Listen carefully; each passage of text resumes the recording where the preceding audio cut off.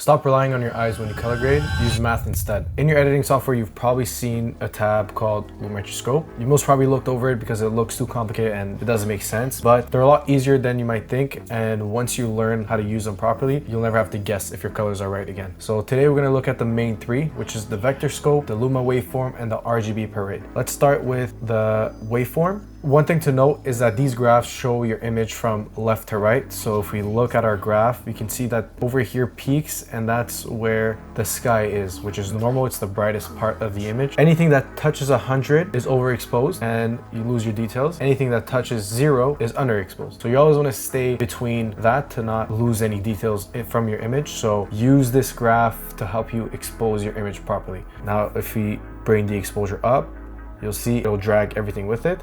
If we bring the shadows down, it'll drag everything down. Next up, we have the vector scope. So the vector scope represents your hue, so the colors in your image. And you can see with the circle, you have all the colors. You have red, magenta, blue, cyan, green, and yellow. In this image, we can see there's a lot of green, yellowish leaves. So that's why you see that the color is dragged towards the yellow line. You never want to go over the line that you see here, because that means that your colors are going to be too saturated. So you always want to stay within. And one thing to note with the vector scope, you have a line going across here, and that's for your skin tone. So if ever you're color grading with people in it, you want to make sure that your skin tone matches this line. Use this to saturate properly your colors. If we bump up the saturation, you'll see it'll expand. And if we bring it down to 0, it closes up. And finally, we have the RGB parade. This shows your red, greens, and blues. And let's say your image has too much blue in it, it'll show in a graph, and then you can adjust it to kind of bring it down. And once they're all pretty much even, that means your image is properly balanced and you've done a good job.